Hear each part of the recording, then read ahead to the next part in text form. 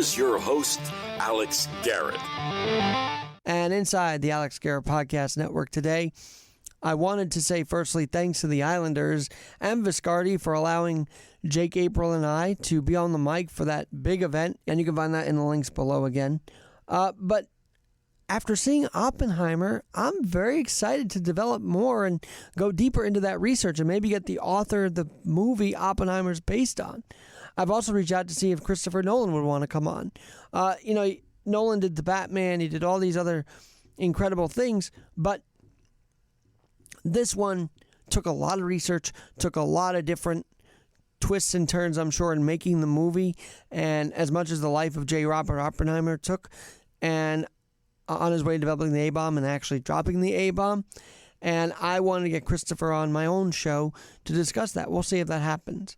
But little by little, I'm going to start researching this more. It's one of those niche things, the life of J. Robert Oppenheimer, that I'm kind of interested in. The man and the godfather of one of the biggest moments in American history, the dropping of the atom bomb, which happened on August 6th, 1945. But right now, I want to turn to my conversation with one Paul McEnroe, because he was the godfather of the barcode. And maybe someone would say the father of the barcode. And he wrote about the barcode and its 50 years of really changing the lives of shoppers everywhere. We did get into it right now on the Alex Garrett Podcast Network. Thanks for joining. And you actually have a book called The Barcode coming out to celebrate 50 years of this incredible invention. That's right. So thanks for joining, and tell us why you wrote the book and how did you guys develop the barcode? Sure. I wrote the book because of several reasons. One of them, I kind of have been encouraged by my family and everything to document all the stuff that we did and that I had done in my life and so on and so forth, including, personal things and so on. And I did write quite a long book, and was writing about a lot of stuff, and family members read it and everything, and they said, "Hey, the barcodes is the thing that really everybody's interested in, and it hasn't been documented before in any accurate or long, detailed account. I won't, maybe not long, but a detailed account that showed how it was developed, how it was created." There have been a few writings that tell about how it was supported by the supermarket industry and how they worked to get the best barcode chosen and to set it up as a standard, and then how they worked to incorporate it into their business models. But in terms of a technical development, there's pretty much devoid of anything that has been written. In fact, there's quite a lot that's been written that's not accurate, guessing at what was done.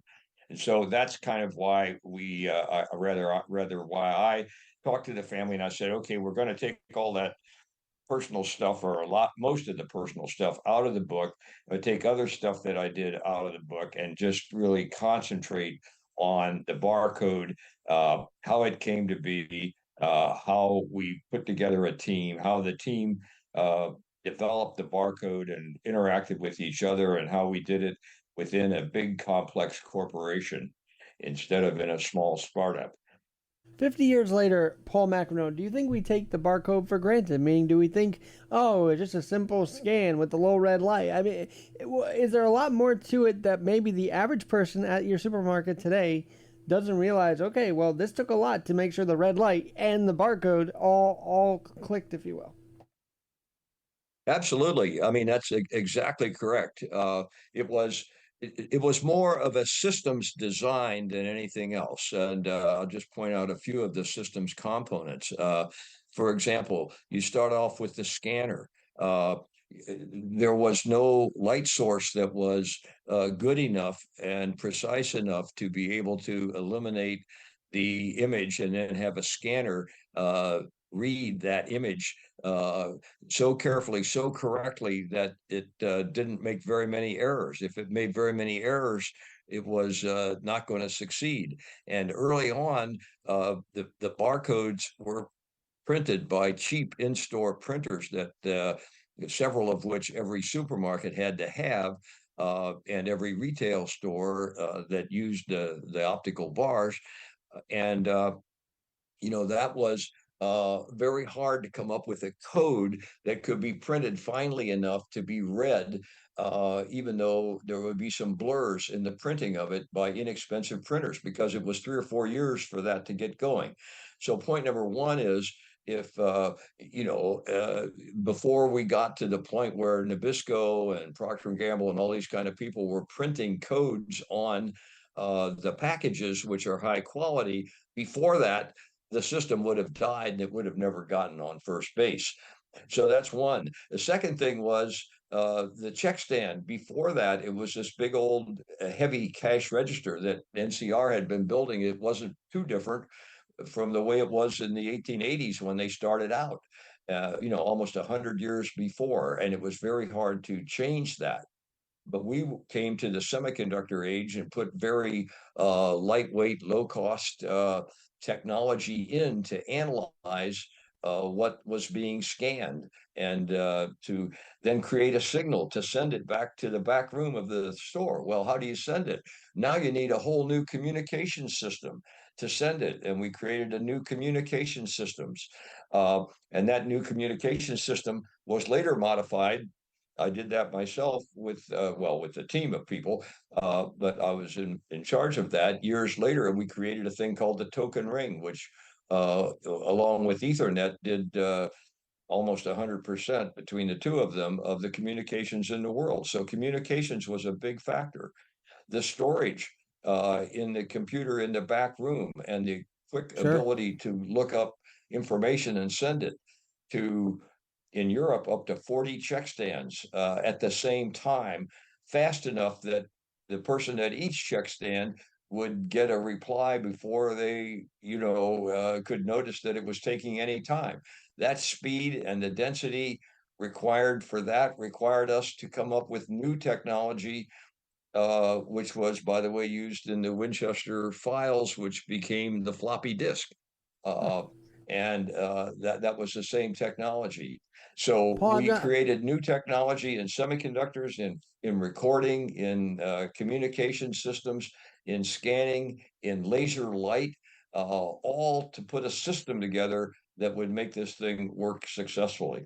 Paul, I've got to ask you this because I don't know if you noticed this, but if a barcode does not work for some reason, they have to stand there and type in the serial number. Did you notice that impact early on? Like, wow, they don't have to type in the serial number anymore. Well, yeah. I mean, before the barcode, they had to type in the price. And in fact, I remember, I'm an old guy. I'm 86 years old. When I went shopping as a young man before we did the barcode, the way in a supermarket to get the cheapest price on a can of Campbell's soup was to finger to the back of the shelf and get the first can that was put in there, because it had a different stamp price on it, maybe 13 cents instead of 15 cents or 17 cents on the later stuff. So they actually had to put that in. It wasn't, there was no coding of what was sold. The only way they could do inventory control was to count what was on the shelves. So they had people walking up and down the aisles looking at what shelves are empty and then write that down. Uh, of course, when we first came out, if there were scanning errors, or if they had systems that didn't work quite as well for one reason or another, a lot of different companies made systems according to our instructions, because it was all our code. Our code was selected as an international standard, and the code has all kinds of protectionism and error correction and error detection built into it. So everybody can use that, all companies, no matter what company builds the supermarket equipment. But if there is a failure, we did want the numbers printed on the code, and those numbers are on there. So the check stand operator now, if they can't read the code, let's say it's been destroyed, it's been torn, or the ink job ink blot on it or something, then they can key the number in, and then it will look that item up. That's right. Wow. Well, let me ask you this thing: does your memoir, The Barcode, include advice for 2023 companies that are just, not only trying to survive this post-pandemic and all this technological advancement? Is there advice for those in 2023? It's going to be, we've been at it 50 years, but it's going to be a long time before they get to anything in high volume. I mean, the volume you're talking about, like the 10 billion or so per day that are scanned and printed around the world, because the QR codes they're not going to get to those kind of numbers because there are not that many applications that require the greater expense and complication of reading that require that extra amount of data. The barcode, like we did, is just got like a dozen characters and numeric at that. But that will get 99% of the jobs done, and that's why it has such high volume and it's easy to read and it's almost foolproof. Did you You say some probably universal read them at the barcodes are supermarket universal to this day? I beg your pardon? Did you say that some barcodes are universal to this very day? Oh yeah, I think they are universal. It's the same barcode used all around the world. It's used in China and India and Mongolia and South Africa and Argentina. It's everywhere. And it's the same one that we submitted. Uh, we worked on the development of it in 1969 and 70 and 71. And I actually included in my book as an appendix a technical, detailed report that I had published in 1971 that tells exactly how it worked and why it would be very reliable and be very easy to read, even when it was wrinkled or scratched or whatever. And so that's a document that the document itself is was printed 2 years before the barcode was selected in 73, which was 50 years ago. So it's 50 years ago. So it was 52 years ago that I wrote that document, which is just an appendix in the book for technical people that are interested in the history. Well, what were every startup has a challenge. So what were the challenges to getting the barcode literally up and running for companies not only small, but then as you grew the barcode? Well, there were lots and lots of those challenges. The first store that we were trying to open, it was a giant store in in Tyson's Corner, Virginia, and I sent my top engineer up there to be there when we opened the store, and I was waiting for his call to say everything worked fine, and he called me up and said, "Hey, Paul, guess what? The store couldn't even open." I thought, what? What could have gone wrong? And I found out that there was a negative reaction by unions that they were worried that the people who were the checkout clerks would be deprived of jobs or that they would go down, and so they picketed the store. The next things that happened that went away later on. They realized that it was complex and faster, and would actually create more jobs. Then people were worried that laser would ruin people's eyesight, and I had to hire Stanford Research Institute to do the original studies on the safety of lasers when looked at by people. And that took a long time. And we did that and contributed to the base knowledge of laser light. And it was the first use of the laser in commercial operations, not counting the construction industry. And then a lot of states passed laws against it. 18 states passed laws against the use of the barcode. Some of them, like California, just said, well, we won't pass a law against it per se, but if you take the price off, if you put a barcode on the merchandise, you have to put a price code on. Well, I mean, put the price on as well. Well, if you have to put the price on, you don't gain the advantage in the economy of taking the price off the merchandise, so therefore it's not worth being used. So then I kind of became a lobbyist for about 6 months, traveled around the country to different states, trying to convince them that this was not going to ruin the activity uh, in that way, So the and barcode had just to be because the price regulated, is came what I'm off. hearing, by Congress or how? Well, there were different states. So the state house, I remember I visited Montana, I visited California, and 16 other states passed laws that either made it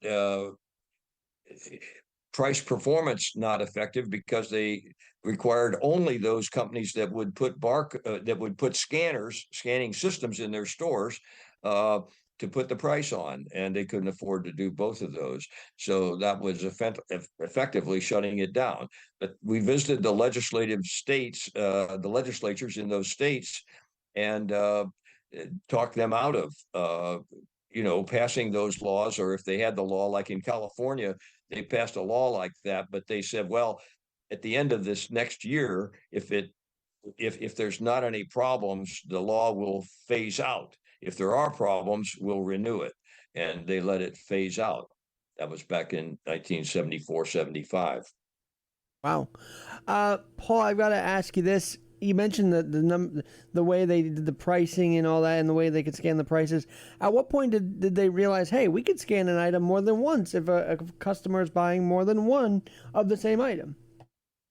Oh, I think that was known right at the beginning. Yeah, we we worked very closely with the Supermarket Institute. The Supermarket Institute hired McKinsey and Company to make the selection of the code, and we discussed in gory detail the different ways to use the code most effectively, such as the question you just asked. And so that was pretty well known right at the beginning. I find it interesting. It's like, oh yeah, we'll just do it more than once. Even now in self checkout, you could do it, and that's another evolution. Is that people are able to do this by themselves, not really rely on a cashier. Did you ever see that being a thing, self checkout? No, you caught us there. You're correct. We did not see that as coming to be as relevant as it has been. I did not see that one coming. We did realize they could scan multiple items, and for example, one of the individual items that I worked on and have the patent on, we don't have the patent on the code because you couldn't put a patent on the code, but you can put patent on equipment that scans the code. And I had the original patent on the thing that you hold in your hand. It looks like it's a pistol grip scanner, and you grab it. The people, particularly at Costco, but all the grocery stores use it, and they point it from the other where the checker is on their side of the check stand, and they aim it in your cart, so you don't have to lift heavy items out like bottles of water or a battery or something like that, a heavy battery. You've probably seen that at Costco. So they can Sure. shoot it from a distance, and we saw that, and we saw the need for that, but we did not see so much of the customer doing their own checkout and scanning. We thought there would be too much of a problem uh, of people putting stuff in their basket without to take home without scanning it at all. It wasn't that they couldn't scan. We didn't think that they would be able to, the stores would put up with the risk of people stealing items. And they do. Most of the places that I have gone, they do have sort of a supervisor walking around, or supervisorial person walking around, keeping an eye on the self-scan items, self-scan registers. They have them at the Oh Albertsons that yeah. I personally go to. I'm But glad we I'm didn't glad see you that mentioned the coming. shoplifting and that, because obviously the barcode and the sensors leaving the store have to interact, right? Oh yeah, yeah. You have to point a light at it and scan it in order for it to read. That's right. And so, does the fact that these barcodes still don't, and I hate to say it like this, but they don't really prevent people from shoplifting and stores aren't doing much, as someone who helped create the barcode, does it frustrate you that shoplifting is up? Yeah, we realized it wouldn't do that because with a real simple, inexpensive barcode, that somebody just puts on, like in the process of, I mentioned Nabisco before. So when Nabisco or Post Company or whatever, when they print on the package, they're going to print something on the package anyway. So except for figuring out what to print and keeping track of it, there's no extra cost in printing it on the package. And for that reason, well, with a thing like that has no cost in it, extra cost, I don't know any way that you can automatically have it checked and when they carry it out. Now, what technology you can use for that is, for example, RFID, which is a technology which is has the capability of being read by magnetic sensors that can see through covers of paper or cloth or whatever. And if you carry those out through a doorway that has a magnetic reader on it, such as you go through when you go through an airport check thing, then you can tell that they're taking something out, and you could program it so that it would know that it had or had not been paid for. And you've seen those in shopping. You see some items that they have to treat, or else if you walk out the door, it'll light up. But they only use those on more expensive items. You can't afford to do that on items that cost less than $1, because there is a cost that's considerable to the RFID magnetic thing itself, which you have to let go with the customer, because when they walk out the door, they're going to keep it. But the In the barcode 50 itself years, has Paul, almost have no you cost. seen the barcode actually help put law enforcement track down shoplifters or any kind of criminal at that? Well, I don't think that that's one of the major characteristics of it, that it has helped in that way. But if they did, if you wanted to prove that something came from somewhere, or that sort of thing, which has probably happened in court cases, then you could do that if you had the barcode. You could take the barcode and scan it, and or take it back to the store that where it was bought, or you could find out what store it was bought at if you had the right analysis, and they could tell you everything about it, which might position the criminal at that place, and so on and so forth. So I think I can see it helping in a trial and so on, but probably not going to help them find the person in the first place. But the magnetic things, the RFID encoding, it could do that, but that's a little different. That's a different technology. Well, I know you wrote the book about creating the barcode, and then after you did all that and you left, IBM after 24 years and moved on to different things, you became a cowboy. What, I know that's part of your shtick now. You're a cowboy as well. Yeah, I kind of am. I had been told stories about, the Wild West and horses and everything by my dad when I was growing up, and always wanted to do that. But I grew up in Ohio, in a place, and in an area, and at an economic level where that wasn't feasible. And so I did decide after college to move west. That's how I joined IBM. I was grew up in Dayton, Ohio.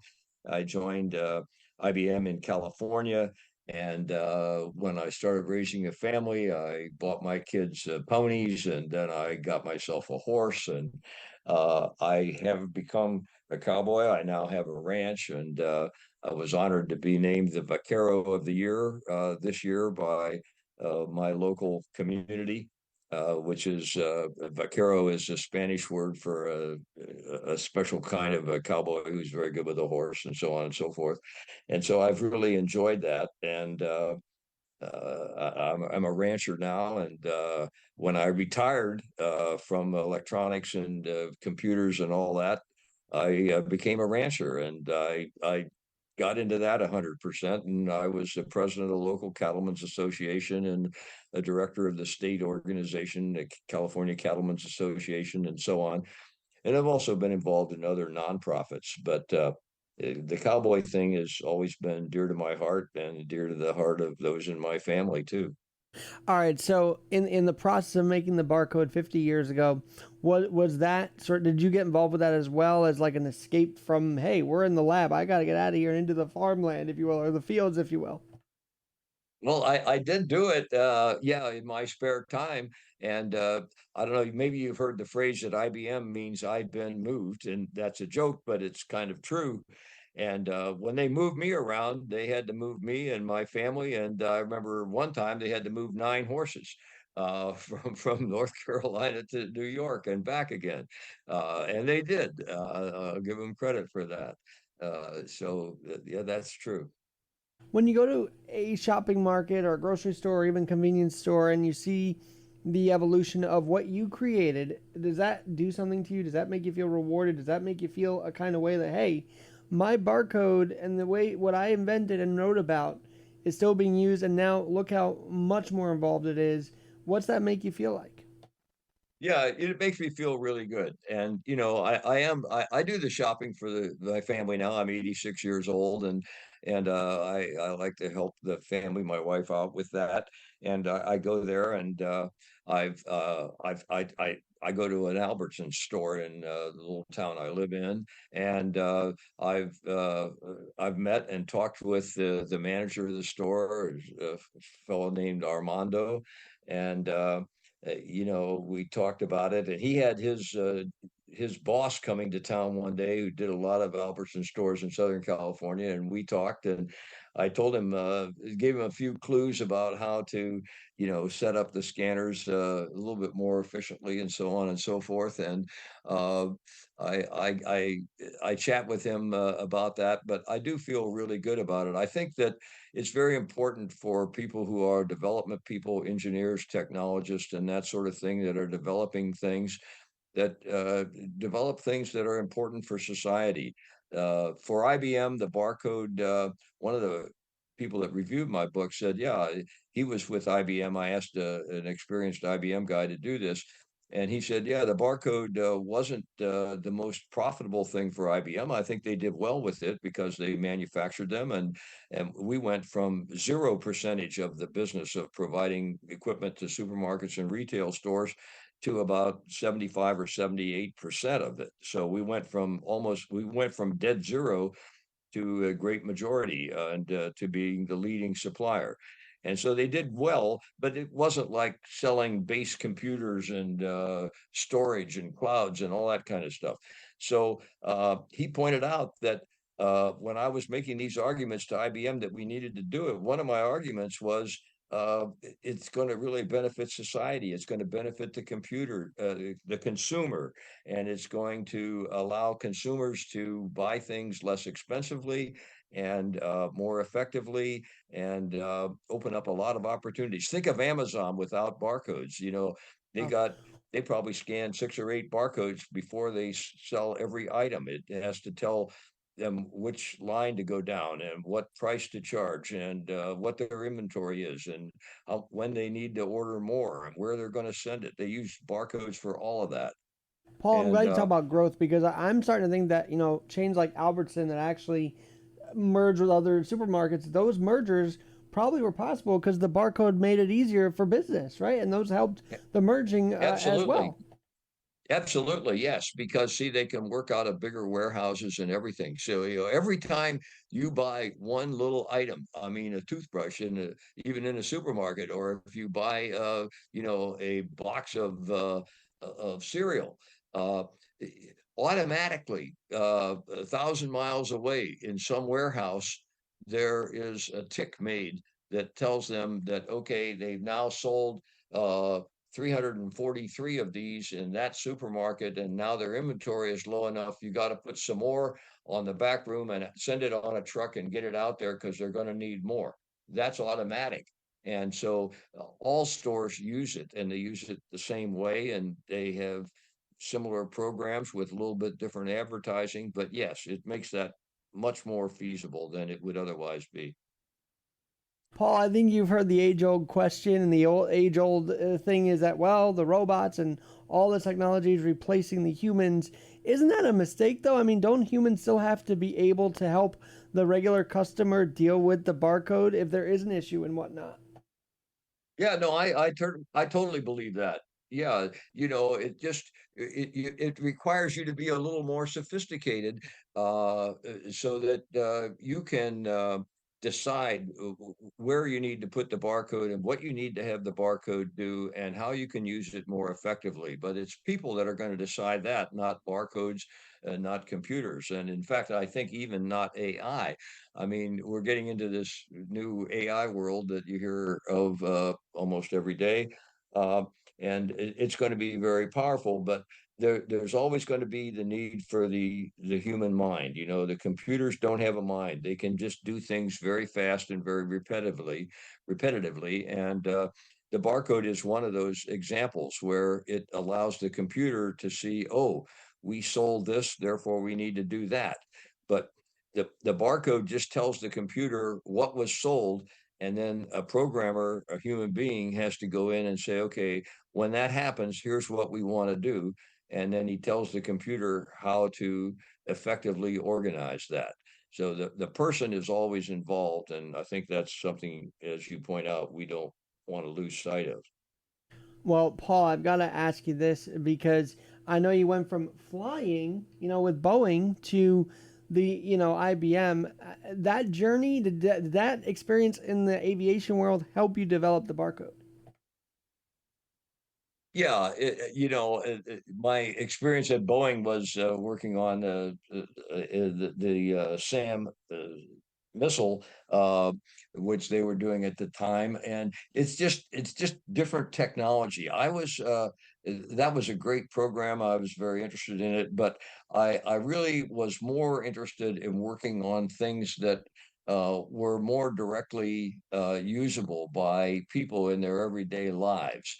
And so that was in my 9 years with IBM. Before I got to the barcode, I said I worked in scanners, but I also worked in uh, communication systems for schools, and where we put we didn't have computers yet. This is long before the PC, but we built little keyboards and screen displays and buttons to push and so on, so that teachers could interact with students. And we built fax machines, and we built printers, and we built little scanners, and all this human computer interaction devices. And that was what I spent those 9 years doing.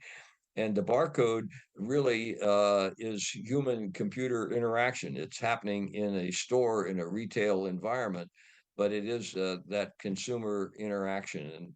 And that's the thing that I thought was very important, because it gives the engineer, such as myself, an opportunity to make people's lives easier, and it helps you. That's nice that we can do that. And I think that's one of the most rewarding things that an engineer can do, is make life better in some ways for other people, and the more people, the better. And the barcode's one of those that reaches as many people as you can imagine. Well, it's definitely one of the most impactful items and most impactful creations for all of us here, Paul. And of course, we love that you've been able to talk with us about this. But in your book, The Barcode, any favorite stories you write about that we should be looking on the lookout for in your book? Yeah, there are a lot of stories in the book, because a lot of things happened. A lot of things were great fun, and so on. It's hard to think of which one I should I should tell you about. Uh, there were many. I'll tell you one. I was at the very first store that was installed. And by the way, they're saying that the first scan of a barcode was done. It's said by the Smithsonian, who were called in by National Cash Register, did a barcode scan in a store in Troy, Ohio, in on June the 26th of 1974. But even before that, we were scanning, although not in commercial applications where we sold a system, but we were testing systems. And I went to the first systems test in Montreal, Canada, and it was at a Steinway store up there. and I was in the store watching the operation. So we gave them equipment. I say gave it to them because we were just testing it, so it hadn't been sold yet. And they were using it, and they had printers in the store that were marking the items, the inexpensive printers that I referred to earlier in the conversation. And it turns out that the Canadian government, hearing about this, and we had invited them, sent a representative there to see what it was going to be like to have this barcode system scanning in one of their stores. So the Canadian official was there, and I met him and talked to him and so on. And he decided to start interviewing people about this. And it was when I was at the store, and he stopped an elderly lady who was walking with a cane, and she had just checked out of the store, and he stopped her at the front door of the store, and he said, "Ma'am, may I ask you a couple questions? That I'm so and so from the Canadian government." And she said, "Yes."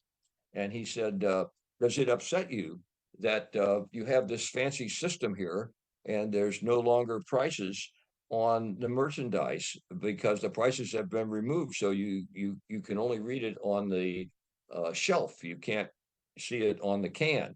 Uh, and she says, "Oh no." She says, "As a matter of fact, I really like this because I like to get the cheapest price that I can get. I'm an elderly lady, and I can't, I don't have a lot of money, She and wanted it's the important prices for me right, to you get the know? best price." And she says, "So now I can take this slip," and she pulled out the check slip that he had printed out from the printer in this IBM system that we had just put in the store. And of course, it gives a list of all the items that she bought and what the price was. And she says, "With this list, I walk down the street to the next store and see how much the price they have is for that item." And she said, "Now I can do that because I got all the items that I bought here listed. Before, I could never remember how much was a can of Campbell's soup or how much was a Wheaties box or anything. I couldn't remember what the price was, and I couldn't do a good comparison. But now I can shop compare, and that's much better. I can still read the price on the shelf, so that didn't bother me that much." Well, that supervisor from the Canadian government, he went back to the Canadian government headquarters, and we never heard a complaint from them again ever. And unlike in the IBM, as I said, I mean, unlike in the United States, we had all kinds of problems with the government. Getting in the way of proceeding. But in Canada, that particular story, I think, was instrumental in the Canadian government not raising any issues about scanning. Well, Paul, how about this? Your barcode has also become like a self price check, meaning there are price checks at every station in every store possible. So that also became an evolution from 50 years ago. That's right. That's right. And we didn't see that one quite coming in our early days either, but that's very true. All right, one last thing. I remember now as we're talking, the word barcode was actually in culture. I mean, it was a movie. Did you get to see the movie in 2016? Did you want to weigh in on that?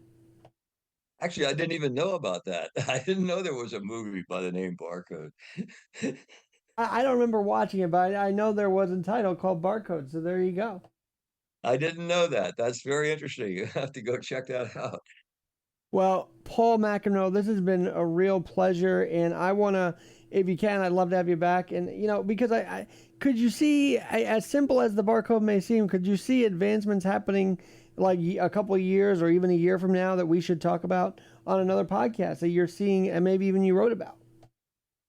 I don't think so. I think that the QR code will become more common. It'll be used to a greater degree, but I think the barcode will continue long past that time. I think the volume usage of it will just go up and up, and technologies will make it even easier and cheaper to read, and we'll just see more and more of the similar kinds of applications of it. Well, and I don't think you saw it coming where we could literally scan our Yankees or Mets tickets at at the reader because now they have a scanner for that too. Look at what this invention, the barcodes, spun into, right? Absolutely, yeah. Paul McEnroe, it's been a joy, and again, love to have you back on. And where can people buy the book? It's going to be available at Amazon and in at Barnes and Noble, and I'm sure there'll be other places. It's not quite out yet, so I don't have the details on that, but I know those are two that we're committed to, and it will be available as a paperback, as an audio book, and it will also be as a hardcover book. Well, I would love to see you get your book scanned at the store, just as a photo op. That'd be kind of fun. It'll have a barcode on it. As a matter of fact, the cover of the book is a great big barcode. It's got half of the top of the front cover is a barcode, and then it kind of fades out into the bottom of the book too. So you won't have any trouble finding it. And I don't know if anybody said this on the press tour, but congratulations on 50 years. It's got to feel really accomplished that it's been around this long. Well, So far. thank you very much. I appreciate that. My guest has been Paul McEnroe. He's the author, and I would say the lead man who invented the barcode on the Alex Garrett Podcast Network.